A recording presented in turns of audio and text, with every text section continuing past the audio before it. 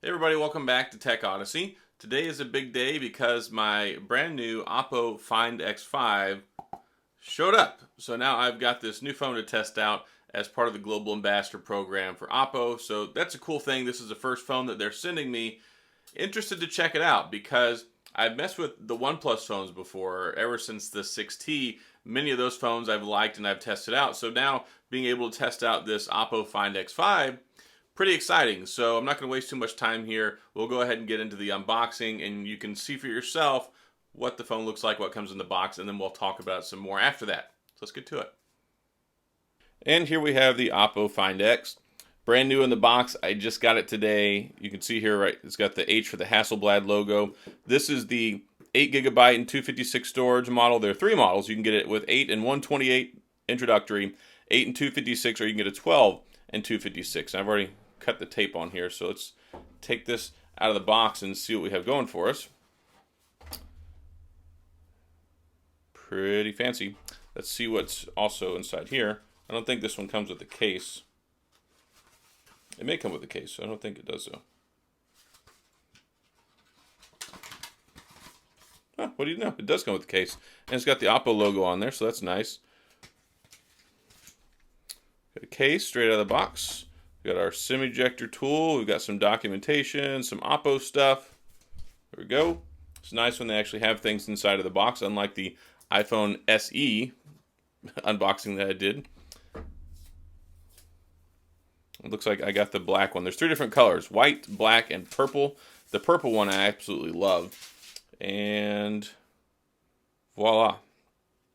I'll take the sticker off of here. You can see here clear as day on the back. They want you to know that it is a Hasselblad co-op they've got going on here. It's got this nice texture on here that is not going to pick up fingerprints, so that's always nice. See the camera setup here, which is really sharp and elegant. I like the way this looks, and it's got kind of like that graduated ramp that goes up to the camera there. On the bottom, we've got the SIM tray as well as the USB-C charging port and the speaker there. It does have stereo speakers. It does have a factory installed screen protector, so that's also nice. We'll see what this case looks like. There we go, nice little skin tight fitting case to put on here. So straight out of the box, you're covered. You don't have to worry about that. You can make sure your phone is protected. Also, I like that this does match up with the color of my phone.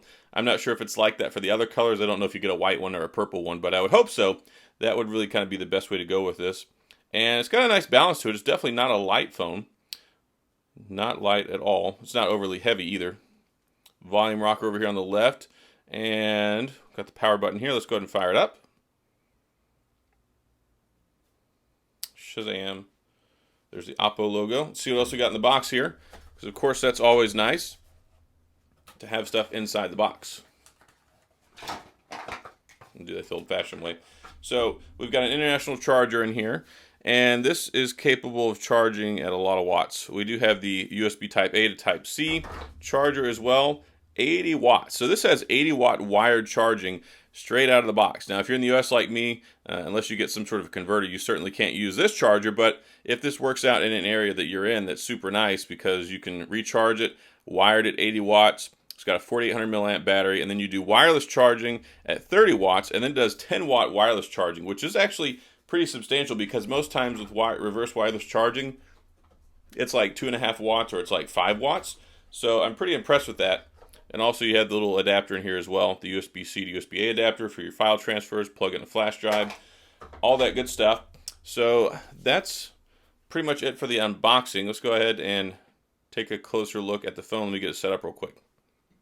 All right, here we are with the Oppo Find X5. So I've had an opportunity to use it this afternoon. I've got my SIM card in here. One burning question I've had from quite a few people already because I'm a US-based person and reviewer. Does it work with the networks here? And the answer is kind of. So it doesn't work with AT&T, of course. Likely not Verizon as well. I'll have to check on that one. But I am using it with T-Mobile. I am getting 4G LTE. It's not popping up with 5G in my area. So that might be something that works in certain areas. I've had problems with different phones before where it might work with 5G here and might not there. But it's pretty universal now. It does support 5G. Of course, it's a 5G phone. But the network bands in the US might be problematic. So, beautiful phone, and I definitely like the way this looks on the back. You've got these 250 megapixel cameras. it's pretty well covered in the camera department. I'm looking forward to testing it out, taking some more photos and doing some stuff with it so I can bring that to you in the full review. So far so good though. It has a beautiful screen on it right here. I am a big fan of the screen. It looks great. You've also got the nice selfie camera in the top left corner there. You can't even see it with this wallpaper here. Of course, I'm sure that's by design. But I have the 8 GB of RAM version. It goes up to 12. I have the 256 storage, so you can get it in 128 and 8, 256 and 8, and 256 and 12. So if you really want that extra 12 gigs of RAM, you can go ahead and pay for it. There's probably not a whole lot of tangible benefit there, but if you can think of a way to take advantage of the extra 4 gigs of RAM, then go for it, right? So this is a 6.55-inch screen. It's an AMOLED display, HDR 10 plus, the whole 9 yards, and it's full HD plus. It's not quad HD, which a little bit of a disappointment there. It certainly has the power for it, but of course they want you to also get that Find X Pro so you can bump up and get the Snapdragon 8 Generation 1 and the Quad HD Plus as opposed to the Snapdragon 888. But the Snapdragon 888, still a very good processor, no slouch at all. I've used so many phones over the last year with the 888. I've also got one or two now with the Snapdragon 8 Generation 1.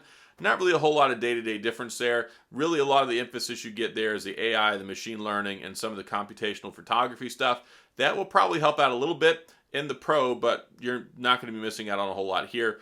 4,800 milliamp battery, that's also solid, and so far I've been enjoying it. It's got a dual SIM card set up, so you can put 2 SIMs in here if you want. No external SD card, unfortunately, but it does have a couple other cool features like 80-watt wired charging and 30-watt wireless charging, which is just, for us here in the States, that's a lot. Like, we don't really get that kind of stuff in an iPhone or a Samsung phone. It's just crazy. And of course the charger's in the box. You get the case in the box. You get the screen protector. You get dual stereo sound on here. And it's a beautiful looking phone. And I like this finish on the back too. I actually posted a picture on Twitter earlier and somebody thought that it was the case. I'm like, no, that's not the case, bro. That's the finish on the phone. Like, I've got the case.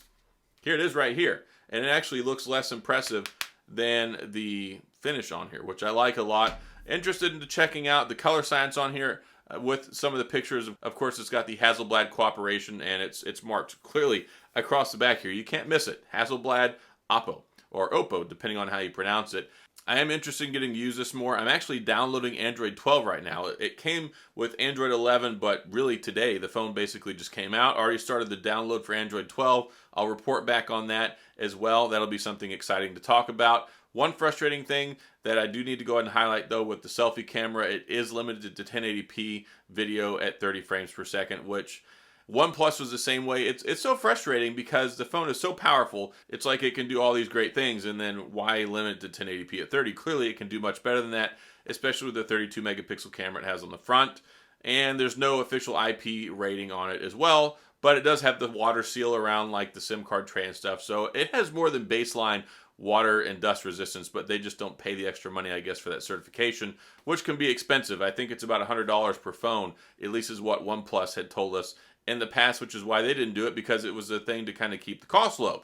But interesting phone, this Find X5. Looking forward to finding out more about the phone as I have time to use it. Especially it's cool with this Oppo Ambassador program that I got selected for, and that's why they sent it out. So that's why I'm testing it, and I'll bring you guys my results and we'll talk about it along the way and have some dialogue. If you have any questions or comments, go down to the comments section and we can talk about it there. If you enjoyed the video, please hit the like and the subscribe button and the little notification bell if you want updates when new videos come out. And as always, thanks for being here. I appreciate you watching, and I'll see you guys next time.